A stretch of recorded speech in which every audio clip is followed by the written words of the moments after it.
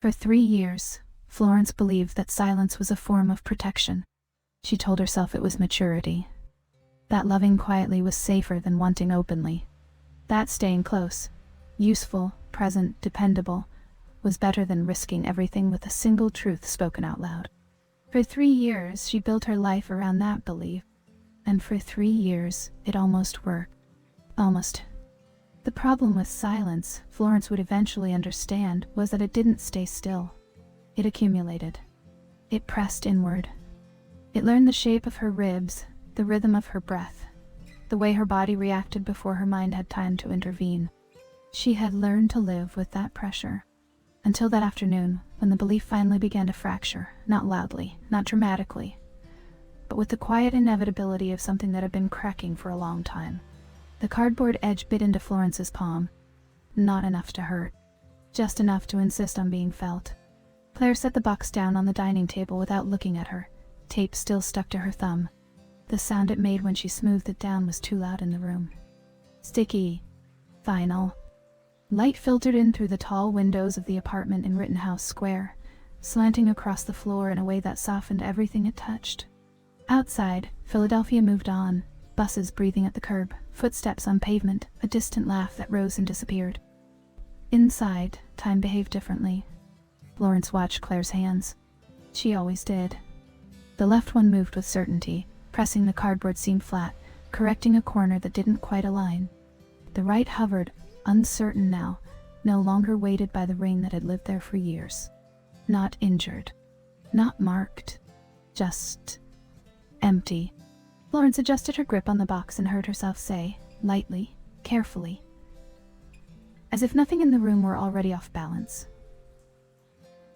This one's books. Claire's mouth shifted into the beginning of a smile. It didn't complete the journey. Mostly, Claire said.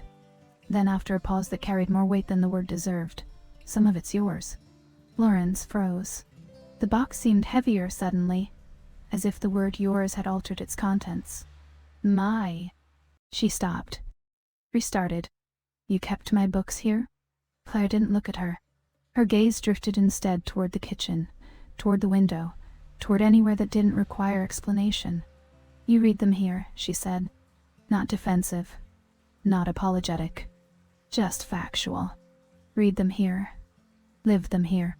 Florence set the box down slowly, carefully, like it might shatter if she moved too fast. They had been doing this for over an hour. Maybe 2. Time had blurred the moment Florence stepped through the door and saw the apartment no longer whole. Not messy, exactly, but unsettled. A jacket thrown over the back of a chair. A pillow turned sideways. Evidence of a life interrupted. The shoes by the door were gone now. Packed. Removed. Florence hadn't asked where they'd gone. She hadn't asked anything that would require Claire to say his name. Silence had become their third presence, hovering, shifting, aware. Claire moved to the sideboard and opened a drawer, sorting small objects into piles with unnecessary care. Spare keys. A stack of loyalty cards. A tangled charger she paused over, then set aside. Florence leaned against the counter, letting the cool stone seep through her jeans. She rubbed her thumb along the edge without realizing it, back and forth, a habit that surfaced whenever she needed grounding. What do you want in this one? Florence asked, nodding toward a smaller box. Claire exhaled. A controlled sound like someone letting air out of a room. I don't know, she said. Things that don't make me feel stupid. Florence's chest tightened, not with surprise, but recognition. You're not stupid, she said quietly. Claire's eyes lifted, sharp and searching, before she could stop herself.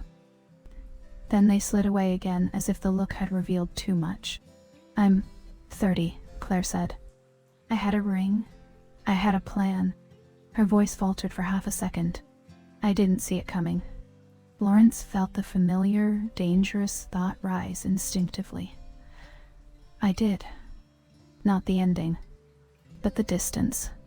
The way Claire's laugh had started arriving a beat too late when people asked about the wedding. The way she'd begun calling Florence more often, as if proximity might stabilize something that already felt off. Florence swallowed. You don't have to understand it yet. Claire's hand hovered over an envelope on the table. Photos, Florence realized. half-hidden, unfinished. "Do you want me to take those?" Florence asked. "No." The answer came too fast. Then, softer, recalibrated. "Not yet. Not yet." Florence nodded. That language at least they shared. She turned toward the sink, grateful for something mundane to do. 2 mugs waited there, one chipped white, one dark blue and heavier in the hand. Florence rinsed them slowly, letting the sound of running water occupy the space where words would only bruise. Behind her, Claire moved. Tissue paper whispered. A drawer opened. Closed. A breath that might have been a sigh. Florence's thoughts did what they always did around Claire. They looped. 3 years. 3 years of telling herself she could survive being close without being chosen. 3 years of accepting coffee, dinners, late-night conversations, while pretending her body didn't react to the way Claire filled a room. Sometimes that discipline worked. Sometimes it didn't. There were nights Florence stood alone at her own window, replaying a look Claire had given her over a wine glass, or the warmth of her hand lingering briefly on Florence's shoulder. Nights when Florence would lie awake, heart restless, the truth pressing against her ribs like something alive. If I say it, I lose her. The thought had anchored her for years. Cruel. Reliable. She dried the mugs carefully and set them down. Claire stood by the window now, holding something small in her hand. Florence recognized it immediately. A key. Brushed. Worn smooth at the edges. Her breath changed without permission. Claire stared at it like it belonged to another life. "I forgot this was here," she said. Florence remembered the night Claire had pressed that key into her palm 2 years ago. Just in case. A casual phrase carrying a dangerous intimacy. Florence had returned it the next morning, pretending it hadn't meant anything. Claire's thumb rubbed the edge of the key in a slow, repetitive motion. "You kept it," Florence said. Claire looked at her then. Fully. "I didn't mean to." A pause. "But I did." Florence felt warmth rise through her chest, sharp and sudden. She looked away first, afraid of what her face might reveal. She folded the dish towel, then folded it again. "If I say it, I lose her." The thought returned, altered now, unstable. "If I don't, what do I lose?" Claire's voice interrupted gently. "Are you hungry?" Florence seized the mundanity. "I could eat. There's stuff in the fridge," Claire said. "Or we can order." "Let's make something," Florence said, surprising herself. Relief flickered across Claire's face before she masked it. They moved together in the kitchen as they always had. Familiar. Careful. Close without touching. Florence washed her hands. Peeled garlic. Chopped tomatoes. The scent was sharp and green. Her pulse refused to settle. Claire filled a pot with water and watched it rise like it might explain something. Between them, the key remained in Claire's hand. "Do you want me to throw it out?" Claire asked suddenly. Florence's heart lurched. "No." Too fast. She inhaled. "I mean, no. It's just a key. Just a key." Her body disagreed. Claire studied her. Quietly. Attentively. For a moment, nothing moved. The story didn't advance. They existed inside the pause. Florence felt it then, the shift. Subtle. Irreversible. The silence that had once protected her was no longer neutral. It was starting to hurt. The water took longer than it should have to boil. Florence noticed it because she was watching everything too closely now. The surface of the pot trembled, stilled, trembled again. Steam gathered and escaped in small sighs. Time stretched itself thin, elastic, as if it were waiting for permission to move forward. Claire stood across from her, leaning back against the counter, arms folded loosely. Not defensive. Just held. She watched the pot, then the tomatoes on the cutting board, then Florence's hands as they moved with quiet competence. Florence felt that gaze the way she always did, like pressure just beneath the skin. Not heavy. Persistent. Neither of them spoke. The garlic hit the pan and bloomed into scent, warm and sharp. Florence stirred slowly, listening to the soft sizzle, letting the sound occupy the space between them. It was a familiar choreography. They had cooked together dozens of times before. This wasn't new. And yet, Claire stepped closer to the stove, close enough that Florence became aware of the heat of her body at her side. Not touching, never touching, but close enough that Florence adjusted her stance without thinking, making room. "Smells good," Claire said. Florence nodded. "It's hard to mess up garlic and olive oil." Claire's mouth curved into a smile this time. A real one. Brief. Gone too soon. She reached for a spoon, paused, then caught herself. "Do you want help?" Florence hesitated. The answer mattered more than it should have. "You can." She gestured toward the pasta. "Just keep an eye on that." Claire nodded and moved to the pot. Their shoulders nearly brushed as they passed each other. Florence felt the absence of contact as clearly as she would have felt the touch itself. The recurring thought rose again, quieter now, altered. This is how it stays safe. They worked like that for a while, side by side, movements overlapping without collision. Claire stirred the pasta. Florence tasted the sauce, added salt, tasted again. The kitchen filled with the ordinary sounds of life continuing. Water draining, utensils clinking, the low hum of the refrigerator. Outside, the light shifted. Late afternoon softened toward evening, shadows stretching longer across the floor. Somewhere beyond the windows, a car alarm chirped and fell silent. Claire set the colander in the sink and watched the water rush away. "I used to hate cooking after work," she said suddenly. "I was always tired, or distracted." Florence didn't ask why. She let the statement exist. "And now?" Claire shrugged. "Now it feels grounding, like proof I'm still here." Florence absorbed that quietly. Proof I'm still here. The words settled somewhere deep, repeating themselves softly. They ate at the small table by the window, knees nearly touching. The plates were mismatched, as they always were. Claire twirled pasta with unnecessary precision. Florence noticed that Claire hadn't reached for her phone once. "Is that a new project?" Florence asked, nodding toward a rolled-up plan set against the wall. Claire followed her gaze. "It's maybe. The city wants to rework a section near the river. Green space. Flood control." She smiled faintly. "It's complicated." Florence smiled back. "That's usually your favorite kind." Claire looked at her for a long moment, something thoughtful in her eyes. "It is." They ate slowly. Not because the food demanded it, but because neither of them seemed eager to reach the end of the meal. The end would require a decision, or at least an acknowledgement. When the plates were empty, Florence stood and began clearing them without comment. Claire followed, handing her utensils, standing a little too close at the sink. Their arms brushed this time. Barely. Fabric against skin. Florence's breath caught. She told herself it was nothing. Static. An accident. Claire went very still. "Sorry," Florence murmured automatically. Claire shook her head. "No, I mean..." She stopped. Restarted. "It's fine." But her voice had changed. Just slightly. They washed the dishes together, hands moving in careful coordination. At one point, Florence reached for the towel at the same time Claire did. Their fingers touched. This time, neither of them pulled away immediately. It wasn't dramatic. It wasn't charged with urgency.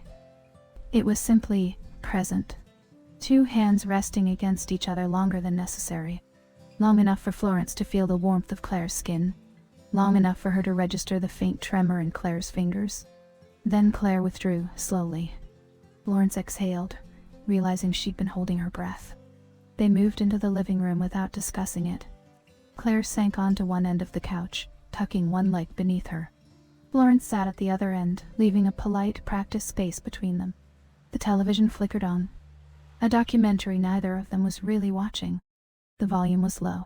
Rain began to tap against the windows, tentative at first, then steadier. The sound wrapped the room in something private. Florence rested her elbows on her knees, fingers loosely clasped. She could feel the couch cushion dip slightly with each small shift Claire made. This is how evenings had always been. Comfortable, companionable, safe. And yet Florence felt an unfamiliar restlessness beneath her skin, like something waiting. Claire leaned her head back against the cushion and closed her eyes. "I didn't realize how quiet it would feel," she said. Florence didn't ask what it was. She knew. "Quiet can be good," she said. "Yes," Claire agreed.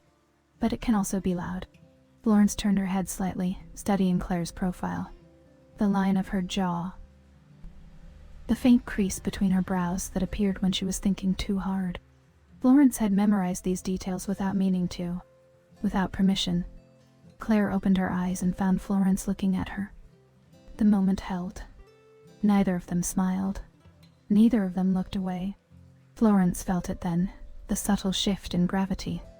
The way the room seemed to tilt, just enough to make her aware that balance was no longer guaranteed. Claire spoke first, her voice careful. "You don't have to stay."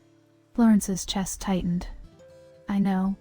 The space between them felt suddenly vast. Charged. Claire nodded as if she'd expected that answer.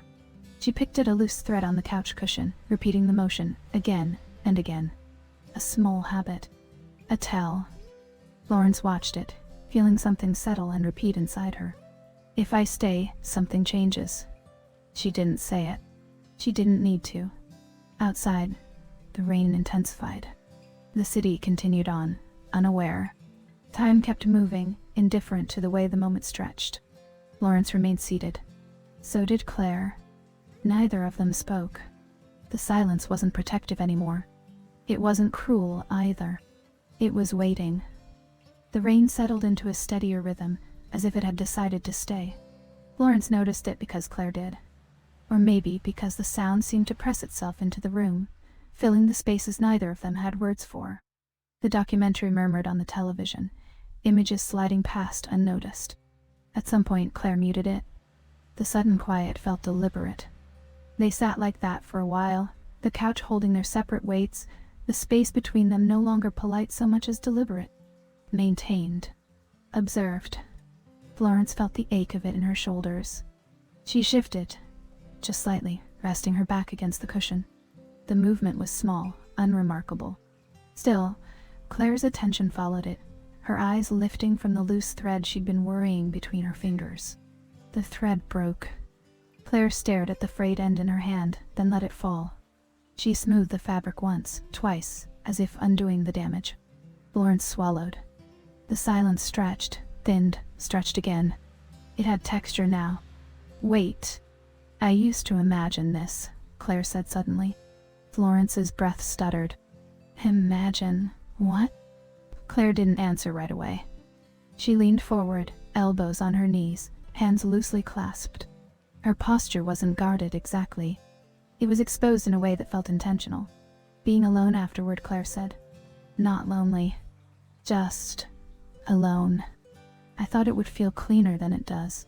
Florence let the words settle. She could feel them reverberate somewhere behind her sternum. "And does it?" Claire shook her head. "No." Florence nodded slowly, as if she'd expected that answer. Maybe she had. The city outside continued on. A horn blared somewhere distant. Footsteps splashed past the windows. Someone laughed, the sound distorted by rain. Florence felt the familiar urge rise. To fix, to steady, to make Claire feel less adrift. It had been her instinct for years. She'd learned to temper it, to keep her help practical neutral. She resisted now. Barely. "You don't have to know what comes next," Florence said instead. Claire turned her head, studying Florence with a seriousness that made Florence's pulse quicken. "You always say that." Florence's mouth curved faintly. "You always seem relieved when I do." Claire huffed a quiet laugh. Then it faded, leaving something raw behind. "Because when you say it, I believe you." The words landed harder than Florence expected. She looked down at her hands, clasped loosely in her lap. Her fingers were steady. She noticed that with a distant sense of surprise. The recurring thought stirred again, altered further now. "If I say it, I lose her. If I don't, I stay here forever." The space between them no longer felt neutral. It felt like a decision suspended midair. Claire shifted closer. Not dramatically. Just enough that Florence could feel the warmth of her thigh through the cushion. The couch dipped, bringing them into a new alignment. Florence's breath changed. Claire noticed. "I'm sorry," Claire said immediately. "I didn't mean to—" "It's okay," Florence said too quickly. Then she paused, recalibrated. "You didn't do anything wrong." Claire studied her face. "You don't have to keep protecting me." The sentence was gentle. not accusatory. Still, Florence felt it like a hand pressing into a bruise. "I know," she said. "It's just habit." "For how long?" Claire asked quietly. Florence's throat tightened. She could feel the question settling, anchoring itself. She didn't answer right away. Instead, she stood and moved to the window, resting her forehead briefly against the cool glass. The city lights blurred through the rain, soft halos bleeding into one another. "I didn't plan it," Florence said finally. "The way I feel, it just happened. Slowly. So slowly, I thought I could outpace it." Behind her, Claire stood too. Florence sensed her before she heard her, the shift in air, the proximity. "How long?" Claire asked again. Florence closed her eyes. 3 years, she said. The silence that followed was different from all the others. It didn't hover. It landed. Claire didn't speak. She didn't move away. Florence felt the absence of reaction like a held breath, waiting to be released. When Claire finally spoke, her voice was unsteady. "Why didn't you tell me?" Florence laughed softly, without humor. "Because you were happy. Because you had a life that didn't include me in that way. Because I didn't want to be the thing that complicated everything." Claire's presence behind her felt suddenly fragile. "You don't think you already were?" Florence turned. They stood close now. Close enough that Florence could see the faint flush along Claire's cheekbones. Close enough that the air between them felt warmer, heavier. "I thought I was being careful," Florence said. Claire shook her head. "You were being brave." The word unsettled Florence more than any accusation could have. Claire reached out, hesitated, then let her hand fall back to her side. The restraint felt deliberate, respectful, painful. "I didn't see it," Claire said. "Or maybe I did, and I told myself it was something else. Easier." She swallowed. "Safer." Florence felt the world narrow, focusing in on the space between them. "I was engaged to someone I thought I should want," Claire continued. "Someone who made sense. And all the while..." She stopped. Restarted. "All the while, you were there. Watching. Staying." Florence's chest tightened. "I chose to, I know," Claire said. "That's what scares me." The rain intensified, drumming against the glass. Florence felt the vibration through the window, through her bones. Claire lifted her gaze to Florence's mouth, then back to her eyes. The look lingered. A fraction too long. Florence felt it then, the point of no return. Subtle. Internal. Absolute. She didn't step back. Neither did Claire. "This doesn't have to mean anything," Claire said softly. "We can just let it be what it is." Florence searched her face. "Can we?" Claire's answer was a breath. A nod that was barely there. Florence reached out first. Her hand brushed Claire's wrist. Light, questioning. She waited. Claire's fingers curled gently around Florence's, anchoring her. The contact was simple. Ordinary. It felt like everything. Florence's heart raced, but her body was steady. She let her thumb trace the faint vein beneath Claire's skin once. Then she stopped. Claire's breath caught. Her grip tightened slightly. They stood like that, hands joined, neither moving closer, neither pulling away. The moment stretched. Lived in, trembling with awareness. Claire leaned in, not all the way. Just enough that Florence felt her breath warm against her cheek. "Tell me to stop," Claire whispered. Florence's voice was barely there. "I don't want to." The kiss, when it came, was quiet. Not rushed. Not hungry. A careful meeting, lips touching like they were confirming something already known. Claire's mouth was warm, tentative. Florence responded slowly, letting the contact deepen without pressure. It was over almost as soon as it began. They pulled back, foreheads resting together, breathing uneven. Neither of them spoke. The world continued on outside. Rain. Traffic. Life. Inside, something had shifted, irrevocably, but not violently. Like a door left ajar after years of being closed. Florence felt the afterimage of the kiss linger on her lips, on her skin, inside her chest. Claire rested her forehead against Florence's for a moment longer, then stepped back, just enough to look at her. "We don't have to decide anything tonight," Claire said. Florence nodded. "I know." But they both understood that something had already been decided.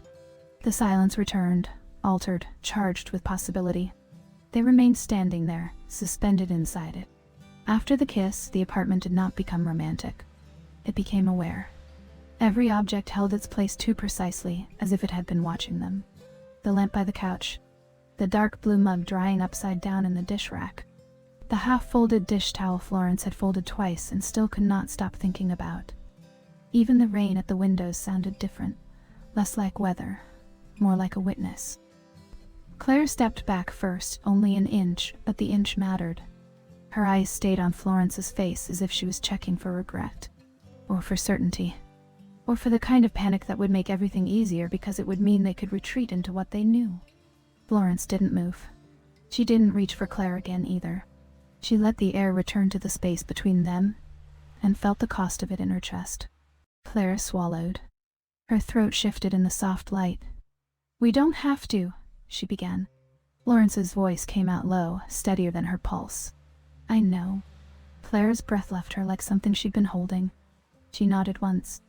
Then, almost like a reflex, she looked toward the hallway, toward the entry, toward the place where the world existed outside this room, as if to remind herself there was still an outside. They stood there for a moment longer, foreheads no longer touching, hands no longer joined. The warmth of Claire's mouth still lived on Florence's lips in a faint, phantom way. Florence could taste it, coffee, toothpaste, something human and unrepeatable. She wanted to press her own mouth against her wrist, to hide the sensation somewhere safe. She didn't. Claire turned away first. Not dramatically. Not like someone fleeing. Like someone choosing control. "I should check the boxes," Claire said, and the sentence sounded ridiculous in the aftermath of a kiss. Still, it was what they did. They reached for the practical. They made order when they couldn't make meaning. Florence nodded. "Yeah." They moved toward the dining table where the boxes waited, lined up with a kind of harsh honesty. The cardboard seams shone under tape. The marker labels, kitchen, books closet, looked like accusations. Claire bent to lift one. Her shoulders tensed as she carried it toward the hallway. Florence watched her go, and the recurring thought returned like a familiar ache, changed again by what had happened. If I stay, I lose the version of us I knew. But another thought followed it now, quieter and worse. If I leave, I might not get her back. No, not that. Not exactly. Florence exhaled slowly and picked up another box. It was light, full of paperbacks and notebooks. She carried it to the hallway, careful not to brush Claire as she passed, as if contact could restart something neither of them had agreed to keep alive. They worked like that for the next half hour, lifting, stacking, labeling, silently inhabiting the aftershock. The story did not advance. It simply remained. The rhythm of the work gave them permission to exist without speaking. At one point, Claire opened the closet door and paused, staring into it as if she expected the past to be hanging neatly on a hanger. Florence stood behind her in the narrow hallway, close enough to smell Claire's shampoo, clean, faintly herbal. It made Florence's stomach tighten in a way that felt almost tender. Claire's hands curled around a row of empty hangers. Her knuckles went white. "God," she said, and it wasn't anger. It was disbelief. He really had his whole life in here. Florence waited. Let Claire decide whether she wanted company inside that sentence. Claire didn't look back, but her voice softened. "I didn't realize how much space he took up." Florence's mouth went dry. The sentence landed too close to other truths. She kept her own voice careful. "You were building something." Claire gave a short, humorless laugh. "I was building what I thought I was supposed to want." The words hung in the hallway, pulsing. Florence felt her body react before her mind could catch up, heat at her throat, a tightness behind her ribs. Claire turned then, finally, and their eyes met in the narrow space. Her expression was stripped of performance. There was fear there. Not of Florence. Of herself. Florence didn't reach out. She let the restraint speak. Claire looked down at Florence's hands, empty at her sides. Then, back up. "What if—" Claire started, and stopped. Florence's voice was barely a thread. "What if what?" Claire's jaw tightened. "What if I made a mistake? Florence felt the question hit her like cold water. Her heart went sharp and fast. "You didn't," Florence said quickly. Then she paused, recalibrated. "I mean, if you don't want this, you don't have to want it." "But," she swallowed. "Don't call it a mistake just because it scares you." Claire stared at her for a long moment. Then she looked away, blinking once, hard, as if holding something back. "I'm not good at this," Claire admitted quietly. Florence let herself breathe. "Neither am I." Claire's mouth curved. It wasn't a smile. It was something closer to recognition. They returned to the living room. The rain had softened. The city lights had deepened into evening. The documentary remained muted on the television, its silent images continuing without them. Florence sat on the couch again, in the same place as before, as if position could recreate safety. Claire remained standing for a moment, watching the window, the street below, the movement of headlights sliding through wet roads. Then Claire crossed the room and sat, not at the other end this time. Closer. Not touching, but close enough that their shoulders were within the radius of accidental contact. Florence's body registered it like a second heartbeat. Claire leaned forward, elbows on her knees. Her hands clasped, then unclasped, then clasped again. She stared at her own fingers as if they were unreliable. Florence watched her in quiet detail. The subtle tension in her neck. The way she pressed her thumb into the pad of her other hand, again and again. A small repetitive gesture, like a wound being worried. Silence stayed with them. Not comfortable this time. Not cruel, either. It felt like standing at the edge of a decision.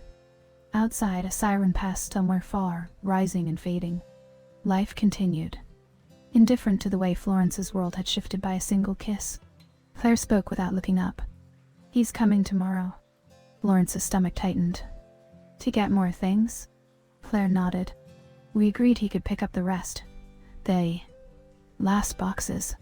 Her voice snagged slightly on the word last. Florence kept her own voice even. "Okay." Claire's gaze lifted slowly. "I didn't tell you earlier." Florence felt the implication. "Didn't tell you because you would have left. Didn't tell you because you might have stayed. Didn't tell you because that would make this real in a way neither of them could control."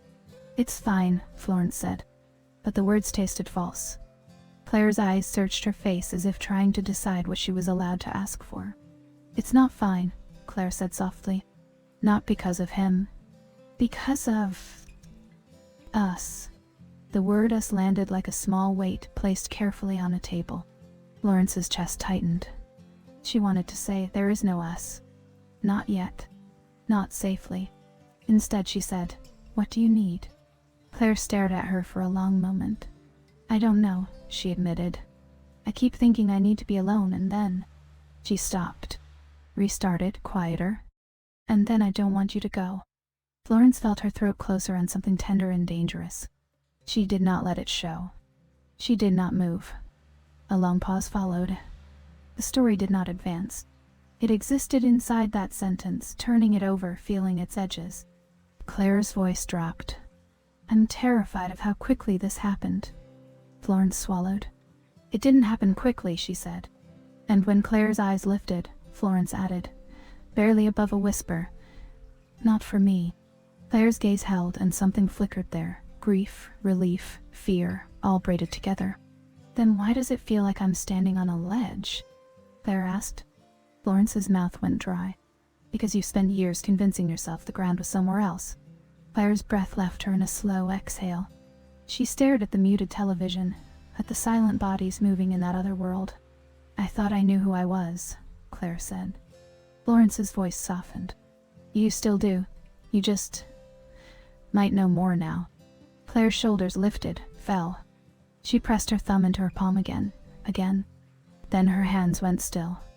Florence sat there, feeling the warmth of Claire's body near her, the ache of wanting to close the space, the discipline of not doing it. Her restraint wasn't noble. It was survival. It was love, in the only form she'd dared for years. The recurring thought returned with a small shift, almost like a question now. If I say it, I lose her. If I don't, do I lose myself? She stared at her own hands to keep from staring at Claire's mouth. Claire's voice broke the silence again, softer. Do you remember the first time we met? Florence's chest tightened with the memory. The backyard party, she said. Claire nodded. You were standing near the drinks, pretending you didn't care that you were alone. Florence let out a quiet breath that might have been laughter. I wasn't pretending. Claire's mouth curved. This time the smile stayed. You were, she said, almost fond. You had that same look you get when you're bracing. Florence's pulse quickened. What look? Claire turned her head and met Florence's eyes. The gaze lingered, one beat too long, 2 beats too long, until Florence felt her own skin become aware of itself. This one, Claire said. Florence's breath caught. She couldn't look away fast enough without making it obvious, so she didn't look away at all. For a moment, the world narrowed to that look, the shared memory, the knowledge that Claire had been watching Florence for years too. Not in the same way, Florence told herself. Not like that. But the kiss had changed the certainty of Florence's own narratives. It had made her realize how easily a person could misread herself for years. Claire's eyes dropped briefly to Florence's lips, then back up. Florence's body reacted before language. Heat moved through her chest, down her arms. Her fingers twitched once in her lap. Claire inhaled, and Florence heard it, sharp, unsteady. Claire shifted closer by an inch. Florence felt the couch dip, the warmth increase. She felt her own breath go shallow. Then Claire stopped. She did not touch Florence. She did not kiss her again. The restraint was almost painful. Claire's voice, when it came, was rougher than before. I don't want to do this wrong. Florence's throat tightened. We don't have to do anything, she said. Claire's gaze stayed on her face. That's the thing, she whispered. I think we already are. Florence's pulse hammered. She forced herself to breathe slowly, to keep her voice calm. Tomorrow, she said carefully, you'll have to see him. Claire nodded once. Yes. Florence held Claire's gaze. And afterward, Claire's mouth tightened. She looked away. Toward the window. Toward the street. Toward the place where a normal life continued.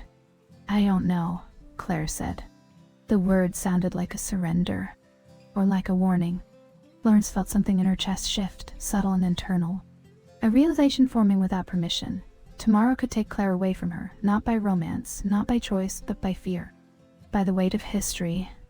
By the ease of returning to what the world understood.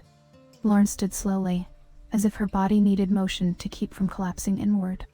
She moved toward the kitchen, needing water, needing distance, needing something solid. She filled a glass at the sink. Her hands were steady. Her mind was not. Behind her, Claire didn't move.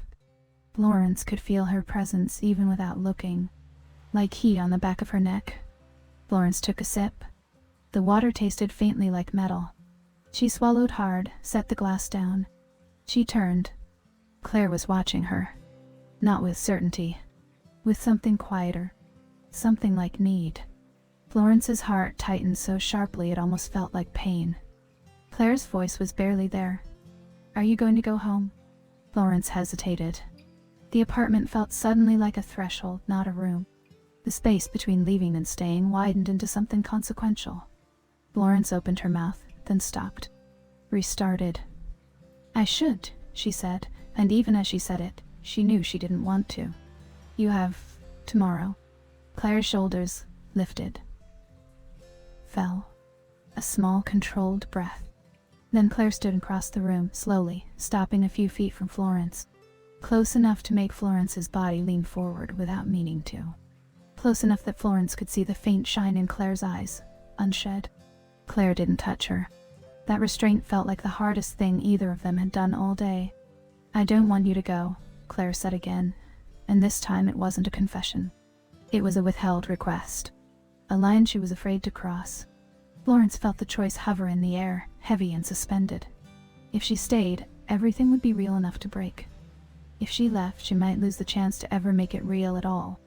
Florence's breath caught. She stared at Claire's face, at the careful control, at the fear underneath it. Her hand lifted, slow, uncertain, toward Claire's wrist. And before Florence's fingers could land, the doorbell rang. One sharp chime, then another. Claire froze. Florence's hand hovered in the air between them, unfinished. The outside world had arrived without permission. Claire's eyes met Florence's, wide and suddenly exposed, as if the sound had peeled away the last thin layer of control. Florence didn't move. Neither did Claire. The doorbell rang a third time. And the choice.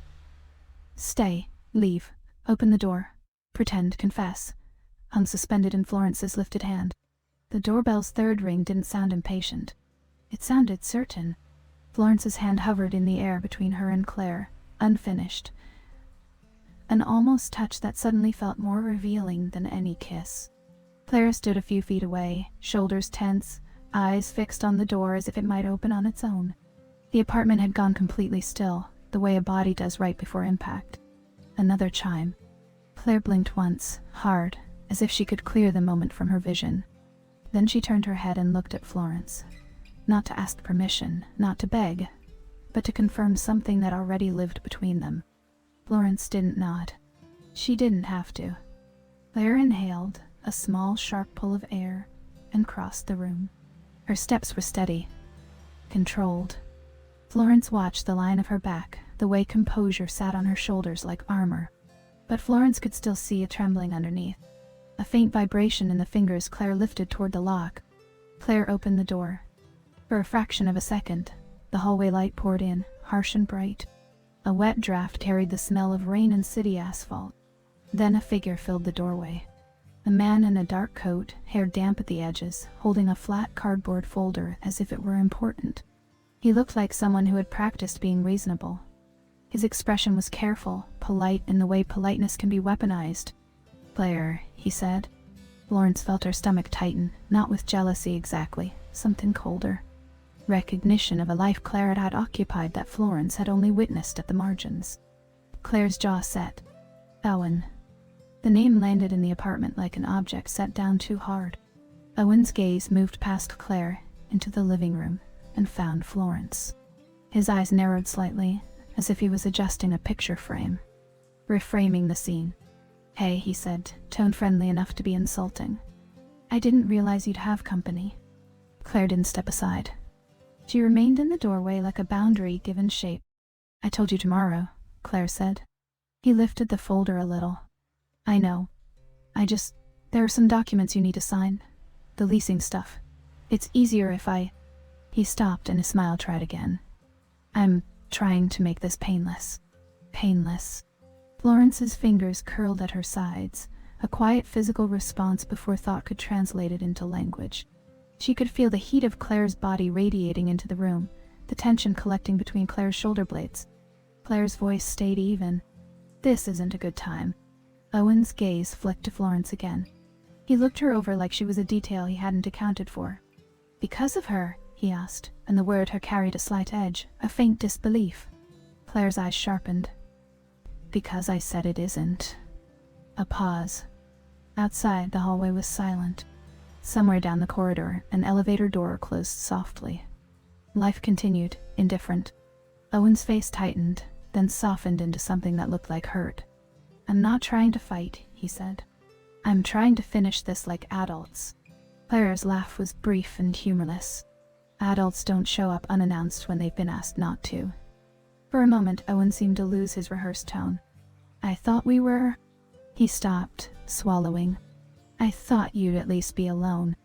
The sentence was small, and yet it scraped. Claire didn't flinch. She didn't apologize. She just looked at him, expression stripped of compromise. That's not something you get to expect anymore. Florence felt her own breath change, shallow and involuntary. Owen's eyes moved to Claire's hand, as if searching for the ring that used to live there. When he didn't find it, his mouth tightened. "So, this is how it is." Claire's gaze didn't break. "This is how it is." Another pause. One that did not advance anything, only held it. Owen nodded, once, as if acknowledging defeat while still pretending he'd chosen it. He held the folder out. "Fine, just sign these, and I'll go." Claire didn't take it. Her hand lifted, and for a second Florence thought she might play polite, might accept the script, might smooth things over because that's what respectable people do when they're afraid. Instead, Claire said quietly, "Leave it with the doorman.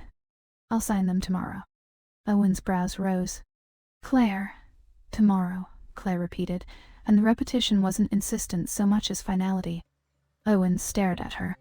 Then he exhaled, sharp, like he'd bitten his own tongue. You're making this harder than it needs to be. Claire's expression barely changed. No, she said. I'm making it honest. The word honest slid through the doorway and into Florence's body like a slow current. Florence felt it settle under her skin. Owen's face went still. He looked at Florence one last time. Not hostile, not exactly. Assessing. As if he was trying to understand what kind of threat she was. Then he stepped back. I'll leave it downstairs, he said to Claire. Claire didn't thank him. She didn't soften. She just nodded once. Owen turned and walked down the hall, his footsteps dampening into distance until the elevator swallowed him. Claire remained in the doorway for a long moment after he was gone. Florence watched the rise and fall of Claire's shoulders, minimal, controlled. Claire's hand rested on the doorframe as if she needed it to stay upright. Finally, Claire closed the door. The click of the latch sounded like a verdict. Neither of them moved.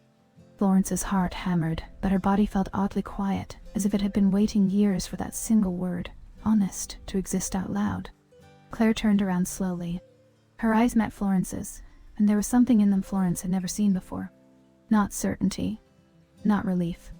Something more frightening. Recognition. Claire took one step forward. Then another. She stopped a few feet away, as if she didn't trust herself not to close the space too quickly. Florence swallowed. Are you okay? Claire let out a soft laugh that had no humor in it. I don't know, she said. Then she stopped, restarted, more truthful.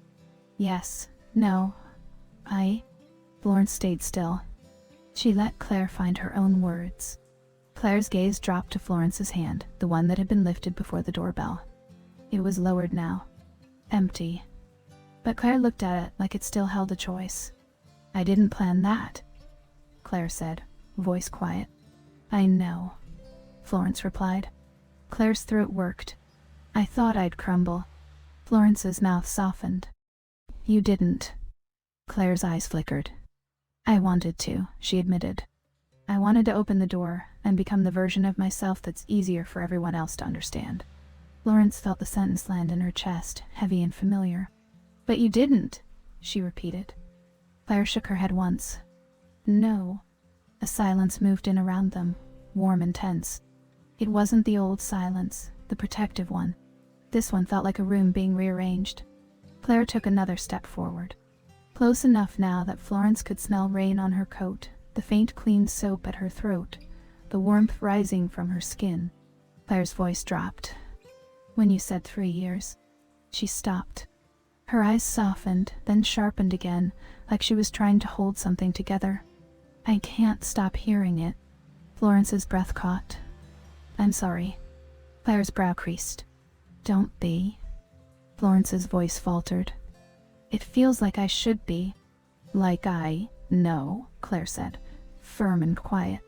Then, softer, as if the firmness had cost her something. Don't apologize for loving me. Florence's chest tightened so suddenly it almost hurt. She looked down, because looking at Claire directly felt like stepping into light. Claire reached out slowly. Her fingers touched Florence's wrist, exactly where she'd held her the night before. The contact was careful, consent held inside it. Claire waited. Florence didn't pull away. Claire's thumb moved once, a small circle, and Florence felt the gesture echo in her body like a remembered sound. I don't know how to do this, Claire said. Florence exhaled. Neither do I. Claire's lips parted, as if she might say something else. Instead, she just stood there, hand on Florence's wrist, breathing. The story did not advance.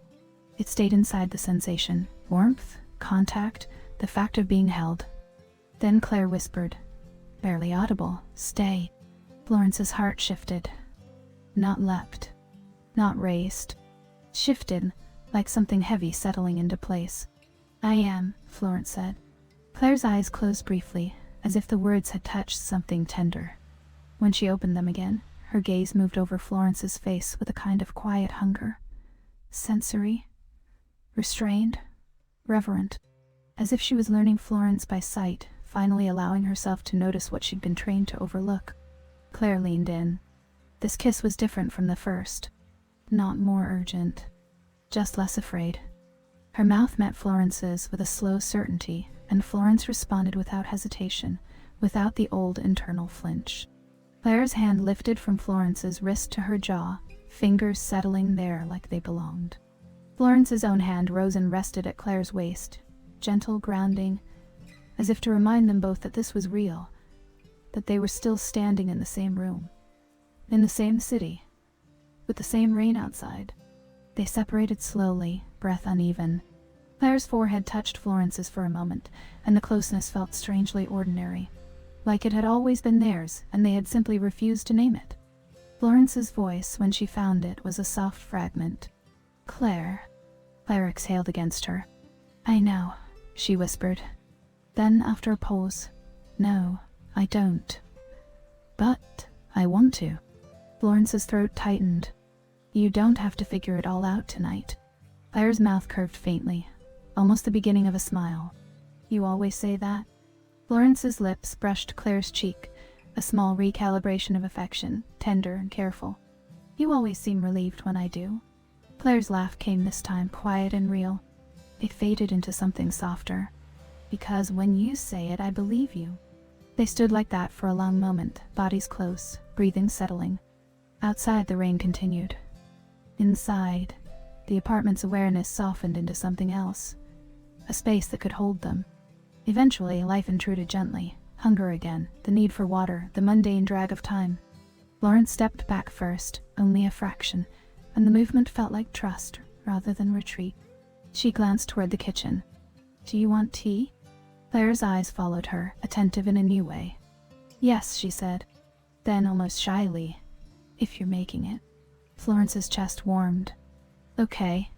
In the kitchen, Florence filled the kettle and set it on the stove. The familiar action steadied her. She reached for the tin Claire always kept in the cabinet. Earl Grey, the good kind, fragrant and slightly bitter.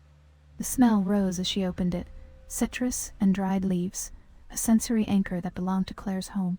Claire came up behind her, close enough that Florence could feel her presence before she spoke. "I used to think your calm was effortless," Claire said. Florence paused, teabag in hand. "It's not." Claire's breath brushed Florence's shoulder. "I know," she murmured. "I think I'm only just starting to see what it costs you."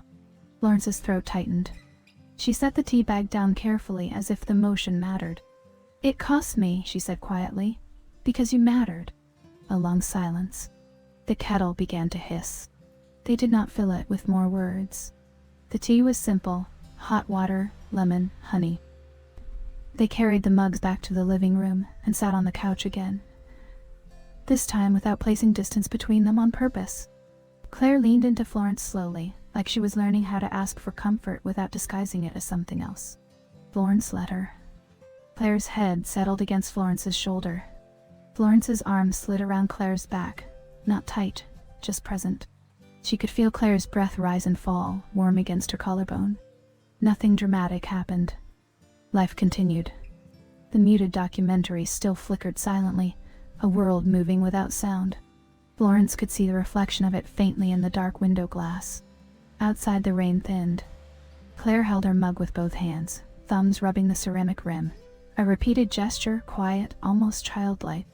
Florence watched it, felt the urge to stop it with her own hand, to cover it, to reassure. She didn't. She simply shifted closer. Claire spoke after a long time, voice soft. "Tomorrow I'll have to sign things." Florence nodded. "I know." "And he'll want to talk," Claire continued, the sentence careful and controlled. "He'll want closure." Florence's chest tightened, but she kept her voice even. "Do you want to give it to him?" Claire's gaze stayed on the mug. "I don't know what he deserves," she admitted, "but I know what I deserve."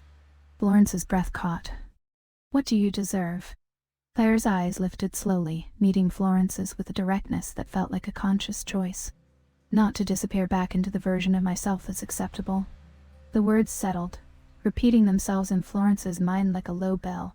Not to disappear. Florence's hand lifted, and this time she did touch, fingers sliding into Claire's hair near her temple, gentle, slow. Claire's eyes fluttered shut, and her breath changed. A small bodily echo before language. Florence whispered, almost to herself, "Okay." Claire opened her eyes, and the look she gave Florence was quiet and wide and unguarded. "Will you come tomorrow?" she asked. "Not to fight, just to be there." Florence's pulse quickened. The request was simple. It carried weight. "Yes," Florence said. "If you want me." Claire's mouth softened. "I do." It wasn't an announcement. It wasn't dramatic. It was the kind of sentence you could live inside for years. They stayed on the couch long after the tea cooled, speaking in small pieces, nothing clean, nothing perfectly shaped. Claire told Florence she'd known something was wrong long before the breakup, but she'd been afraid of what the wrongness meant. Florence confessed the small humiliations of quiet love. The way she'd memorized Claire's moods. The way she'd learned to swallow jealousy without showing it. The way she'd left parties early so she wouldn't have to watch Claire lean into Owen's side. Claire listened, face tight with something like grief. Not for Owen. For the time. For the silence.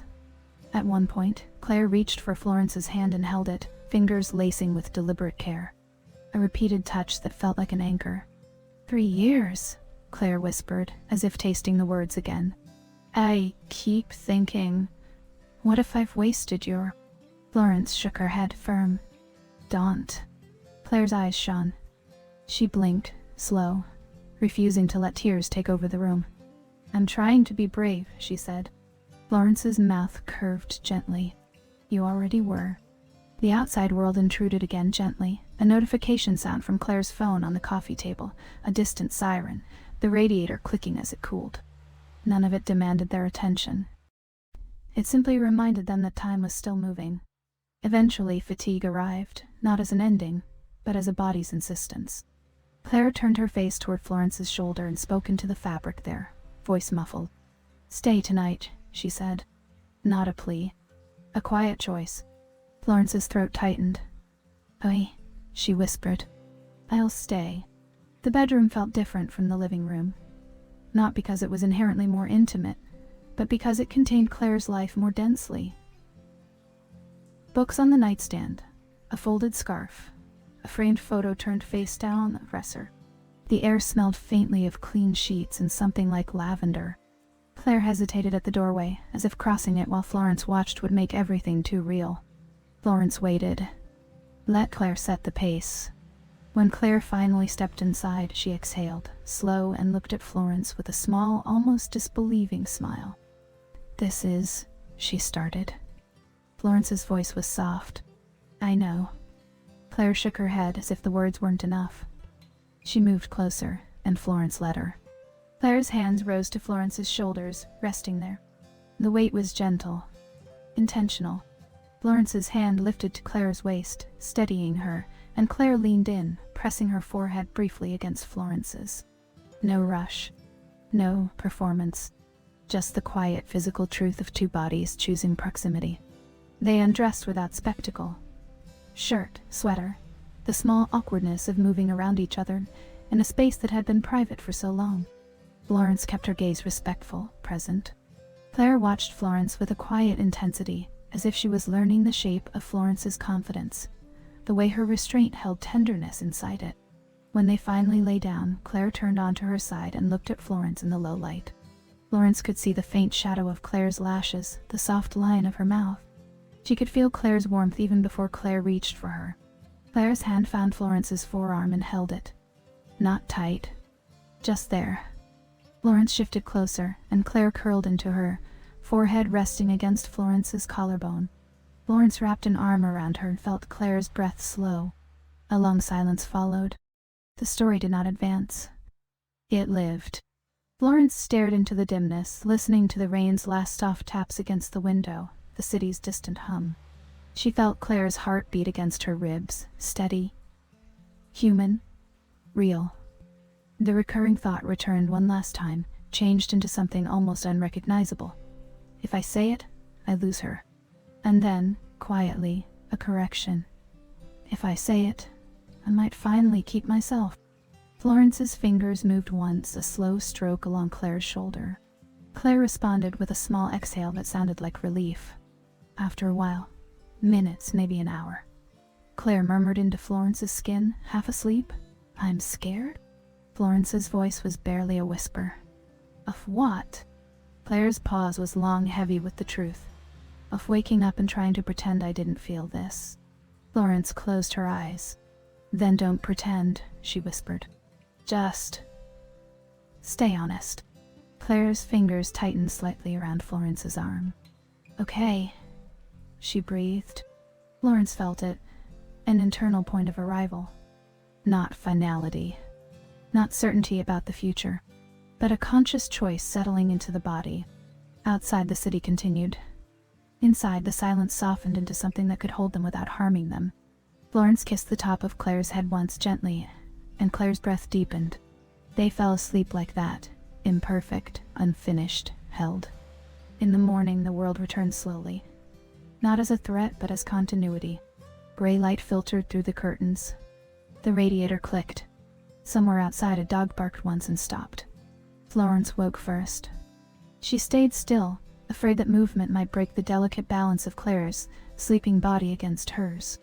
Claire's hair was mussed, warm against Florence's chin. Florence could smell her, clean sheets, skin, faint herbal soap.